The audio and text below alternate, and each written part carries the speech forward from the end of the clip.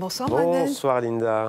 J'ai une bonne nouvelle, Mohamed. C'est un grand classique. Eh oui, notre langue française se porte bien, elle est en pleine forme. La preuve, c'est que dans sa nouvelle édition 2026, le Petit Larousse illustré a ajouté 150 mots nouveaux. Et oui, des mots qui se font l'écho de l'évolution de la société et à travers elle de la langue française.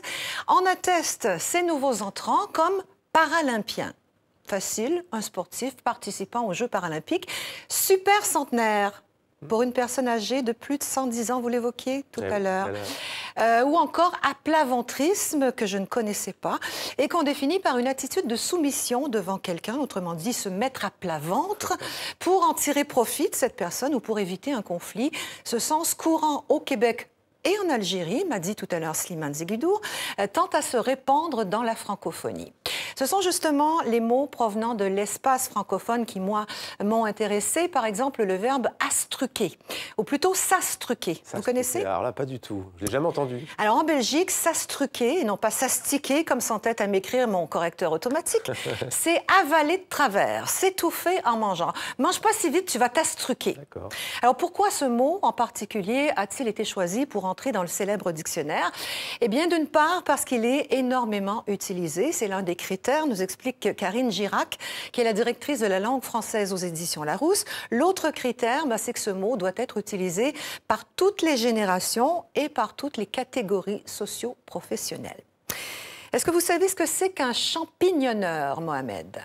Quelqu'un qui cueille les champignons? Bravo, bravo. On peut aussi dire une champignonneuse. Donc, c'est une personne qui cueille des champignons. À ne pas confondre avec la personne qui cultive les champignons, qui n'est ni un champion ni un shampoing, mais qui est donc un cultive. J'en perds mon latin. Un champignonneur, ça nous vient de Suisse. Avez-vous déjà goûté le liboquet, Mohamed? Liboquet, non. Ouais. Le liboquet, c'est une préparation à base de poisson ou de viande enveloppée dans des feuilles de bananier et cuite au charbon de bois. C'est un plat très populaire en République démocratique du Congo, qui est, vous le savez, le plus grand pays francophone du monde. Alors, bienvenue au liboquet. Dans la série Mangeurs de viande, toujours, je vous présente le spépieux ou la spépieuse. Je ne l'ai pas. Alors, à l'origine, le verbe spépier signifie décortiquer un os de steak, par exemple, ou une carcasse de poulet pour en retirer la moindre parcelle de viande. Au sens figuré, l'adjectif spépieux définit donc une personne qui est exagérément méticuleuse, pointilleuse, tatillonne, un peu casse-bonbon. Spépieux nous vient du wallon, en Belgique. Avec cette mise à jour, le nouveau Petit Larousse, compte 64 500 mots, de quoi contenter Pierre Larousse, qui publia le nouveau dictionnaire de la langue française en 1856, ouvrage considéré aujourd'hui comme l'ancêtre du Petit Larousse illustré. Merci beaucoup, Linda, pour cette chronique et ces nouveaux mots.